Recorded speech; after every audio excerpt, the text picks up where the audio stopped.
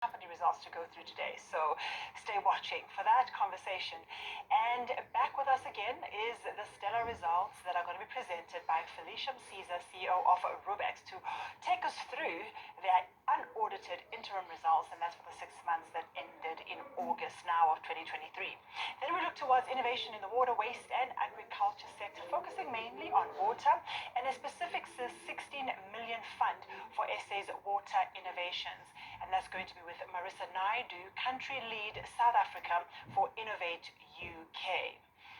But first, we're going to cross over to the Intra-Africa Trade Fair that's kicked off, and my colleague Terry-Ann Chebet is in attendance and brings us all the latest news. Terry-Ann, what does it look like on your side of the world? Thank you so much, Zanele, and good afternoon from the beautiful Cairo. This morning was incredible.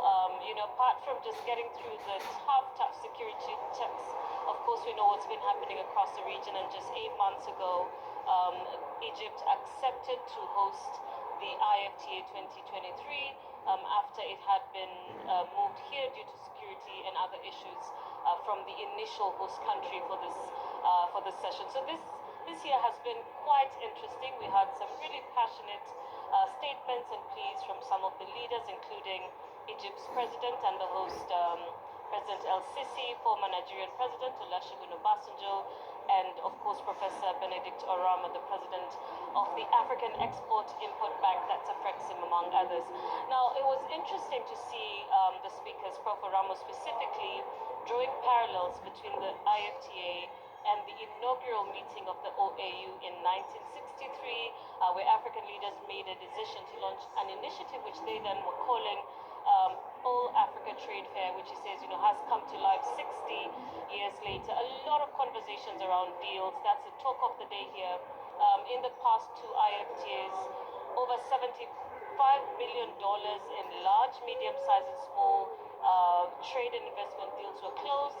And this year's projections are at about $43 billion for this year. And that's something that we'll be tracking just to see how that goes towards the end of those weeks. So quite a lot going on here, Zanele.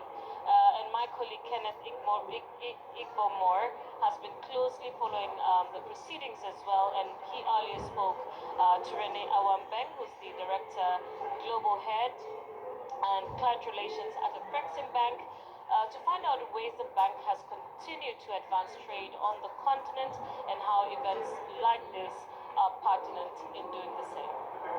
Yes, Ken. To highlight the work that we at Afrexim Bank are doing to pioneer intra-African trade on the African continent.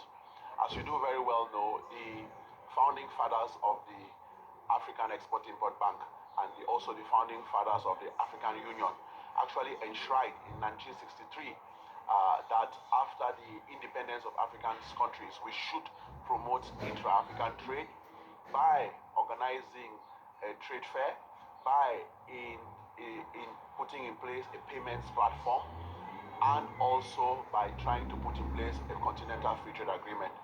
That dream is now becoming a reality. The African continental free trade arrangements are in place under the auspices of the African Union. The African Continental Free Trade Arrangement has come into place. We at Afrexim Bank are actually implementing the 2063 vision of the Africa we want.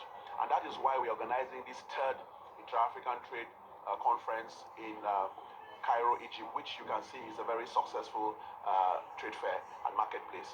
This trade fair brings together businessmen, exhibitors, entrepreneurs,